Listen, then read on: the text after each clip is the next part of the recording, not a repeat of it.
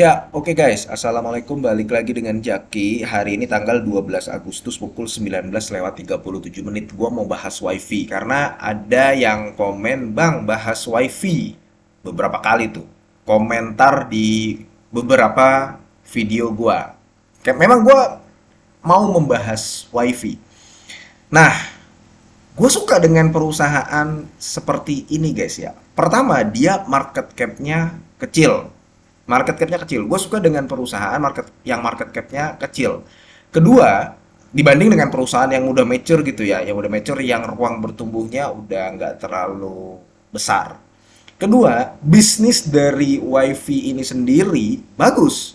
Dia apa? Memanfaatkan, ini agak mantep ya kalau gue bilang, memanfaatkan infrastruktur-infrastruktur yang memang sudah tersedia.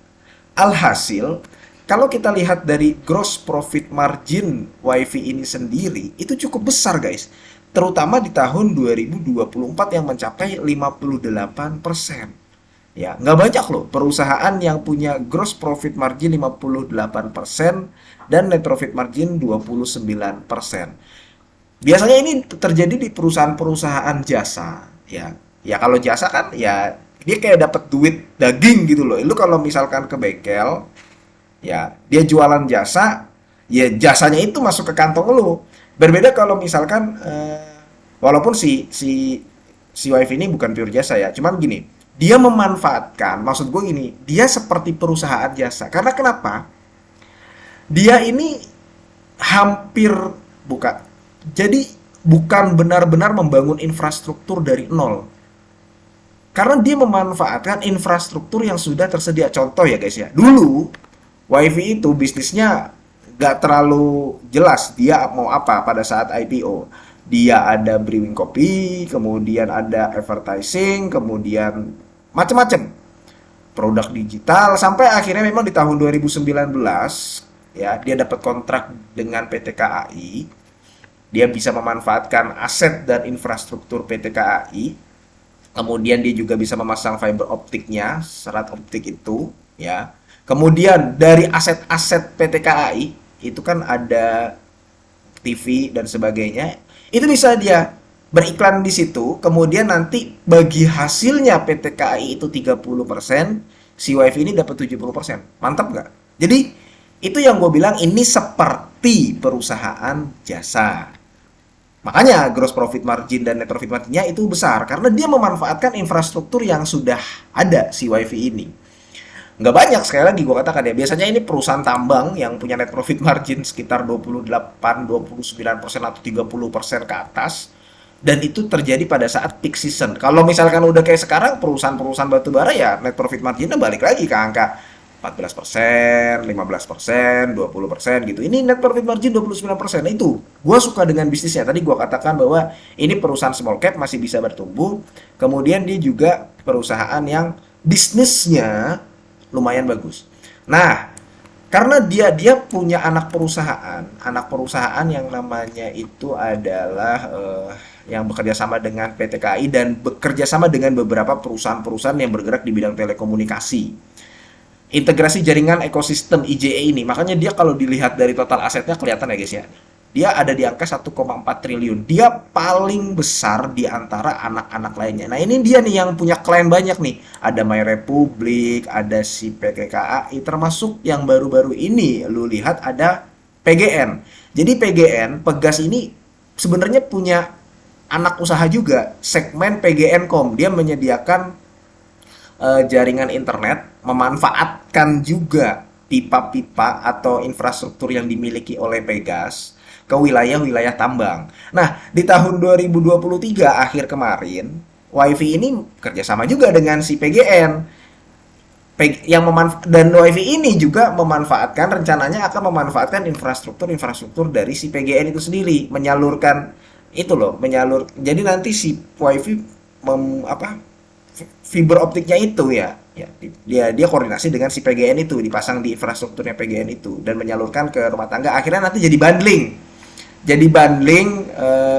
si Pegas dan si WiFi ini. Jadi kalau ada konsumen yang mau langganan yaitu bisa bundling PGN dan si gasnya sama si internetnya. Itu menariknya di situ. Makanya gue bilang kalau misalkan lu beli, ini perusahaan bagus dan dia sudah bekerja sama dengan PT KAI itu ya dari tahun 2021. Tadinya sudah fiber optiknya itu ya. Itu sudah terpasang di 2.800 km, kemudian jadi 5.700 km, kemudian jadi 6.900 km di tahun 2023. Per laporan kali ini dibuat, itu sudah di angka 7.000 km. Dan lu tahu, PT KAI itu memiliki ya sekitar segitu juga, 7.500 km juga gitu. Jadi, ya hampir semuanya yang megang si WiFi ini. Kayak begitu menariknya. Nah, sekarang kita udah tahu prospek dari si WiFi ini. Tadinya dia iklan yang gede guys, cuman karena mendapatkan proyek yang cukup lumayan, ya telekomunikasinya, segmen telekomunikasinya nih guys nih, itu mulai bangkit dan apa peningkatannya tuh luar biasa gitu. Di tahun 2022 dia pendapatannya 37 miliar, tahun 2023 121 miliar.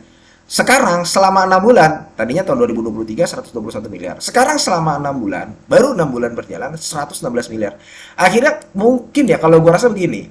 Karena WiFi mendapatkan proyek-proyek yang menarik selain dengan PT KAI dan juga dari PGN ada Damri dan sebagainya. Dia juga bekerja sama dengan perusahaan-perusahaan multinasional. Dia nggak ragu untuk berhutang guys. Makanya yang tadinya dernya kecil, lama-lama besar juga gitu. Nah, kalau misalkan dia punya liabilitas yang cukup besar seperti ini ya. Nah, ini lu perhatikan guys.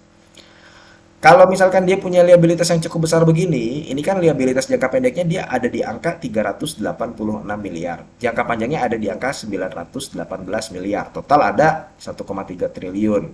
Nah, aset lancarnya itu ada di angka 405 miliar. Agak mepet, tapi sebenarnya ya nggak terlalu masalah. Tapi kalau misalkan lu lihat kondisi kayak begini, aset lancarnya ada di angka 405 miliar. Total aset tidak lancar 1,7 triliun. Ya, yang 1,4 triliun tadi yang anaknya itu tuh, asetnya tuh. Ya. Kalau dengan kondisi seperti ini, ya, lu jangan terlalu mengharapkan dividen yang besar dari WiFi. Makanya waktu tahun 2023, dia membagikan dividen payout ratio itu ada di angka 4%-an. Jadi itu guys kondisi yang perlu diketahui tentang WiFi. Kalau untuk prospek bagus, siapa yang akan tahu ke depan nanti dia akan koordinasi bekerja sama dengan perusahaan-perusahaan lain gitu ya. Dan jumlah pengguna internet di Indonesia itu kan semakin kesini semakin terus meningkat karena ya sekarang ya udah jadi kebutuhan gitu. Maka dari itu gua katakan bahwa ini perusahaan cukup menarik. Oke, mudah-mudahan video ini bermanfaat dan semoga lu sehat selalu ya guys ya. Kalau lu mau beli sahamnya silakan karena dia dari harga IPO-nya udah turun. Lu jangan beli pas harga IPO ya, biasalah saham-saham IPO itu tinggi waktu lagi IPO-nya valuasinya mahal. Sekarang dia udah turun, udah agak lama sideways. Namun karena ada laporan keuangan kuartal 2 2024 yang bagus, sahamnya terbang. Tapi itu tidak menutup kemungkinan si WiFi ini bisa lebih terbang lagi di tahun 2025 dan tahun 2026 karena kontrak dengan yang KAI tadi aja itu berlangsung 13 tahun. Jadi sampai tahun 2030 lebih. Dan WiFi juga nggak bisa macam-macam. Kalau misalkan memang nanti WiFi itu membuat kesalahan, itu nanti asetnya bisa disita oleh KAI gitu, guys. Ya, di perjanjian-perjanjiannya. Oke, mudah-mudahan video ini bermanfaat dan semoga lu sehat selalu sehingga kita bisa bertemu kembali di video-video selanjutnya. Ini bukan ajakan jual beli ya guys ya. Gua akhiri wassalamualaikum warahmatullahi wabarakatuh.